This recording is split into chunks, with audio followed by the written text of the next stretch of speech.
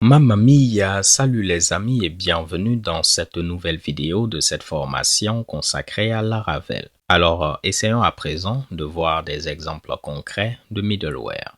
Je vais me rendre au niveau de mon projet Parlons Code et puis je vais vous montrer quelques exemples de middleware que j'ai. On vient donc au niveau de App, HTTP, Middleware. Regardons ce middleware. Course must be released.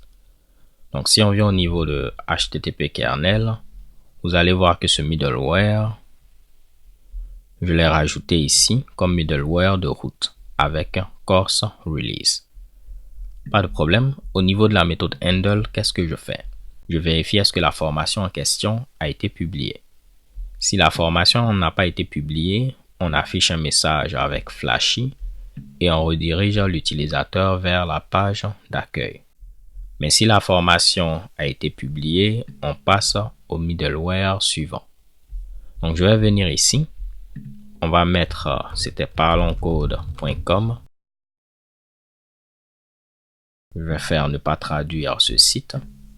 Par exemple, à ce niveau, on a la formation Django qui n'a pas encore été publiée. Donc si je clique là-dessus, vous voyez, le middleware est appliqué et on nous dit que cette formation n'a pas encore été publiée. C'est la même chose pour la formation Ruby. Mais si je viens sur le lien d'une formation qui a été publiée, par exemple devenez un pro Symfony 4, vous voyez que ceci a été publié et je peux accéder à la formation. De la même manière, vous avez d'autres middleware qui sont en rapport. Donc là, ce n'est pas la carte. Vous avez d'autres middleware qui sont en rapport avec le panier. Par exemple, ici, on dit si le panier est vide, on va afficher un message, votre panier est vide et rediriger vers la page d'accueil. Dans le cas contraire, on passe au middleware suivant. Donc de la même manière, je sais que ce middleware, il est appliqué au niveau de la route /carte. Donc si mon panier est vide, vous voyez, je suis redirigé avec le message, votre panier est vide.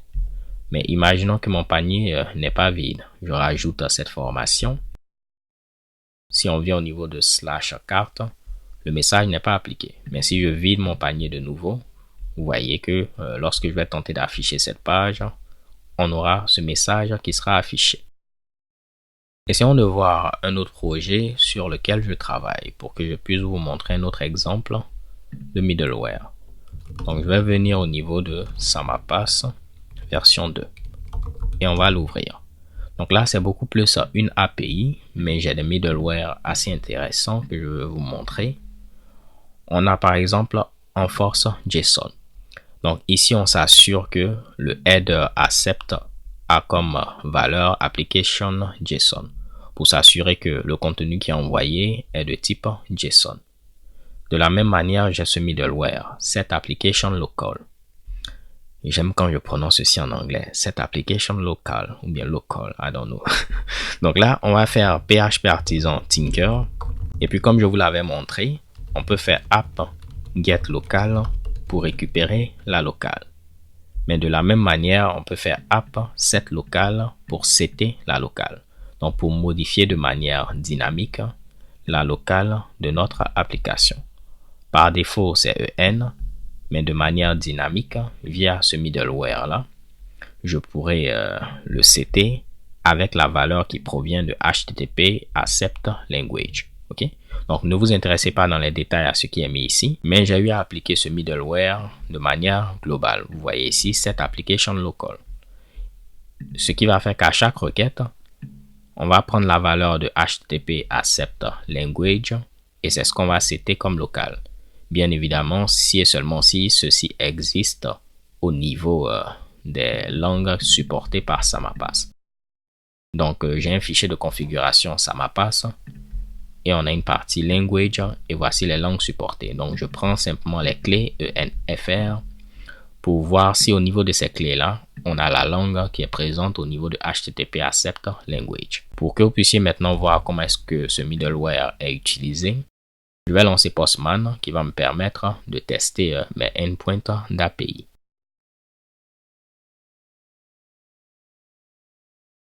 On va fermer ceci.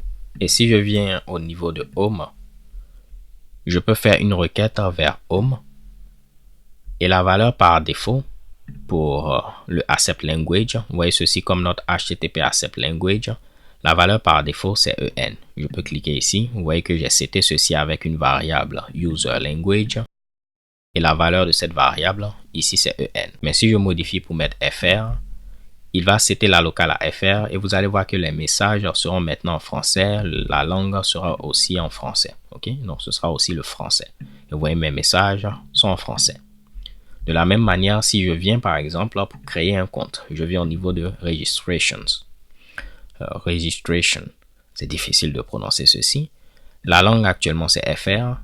Je vais tenter de créer un compte avec ces informations-là.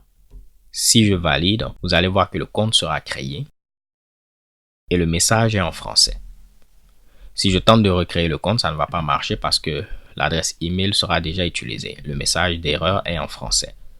Mais si je modifie ceci pour mettre EN, vu que la locale sera setée à EN, les messages seront maintenant en anglais. OK?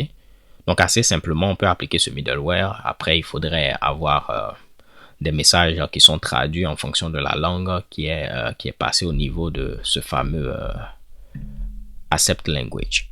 Donc, voici 2 exemples concrets ou 3 exemples concrets de middleware. Après, en fonction de vos projets, vous allez voir par vous-même que vous allez trouver des cas d'utilisation. Ce sera tout. D'ici là, portez-vous bien. Stay tuned and take care. Peace.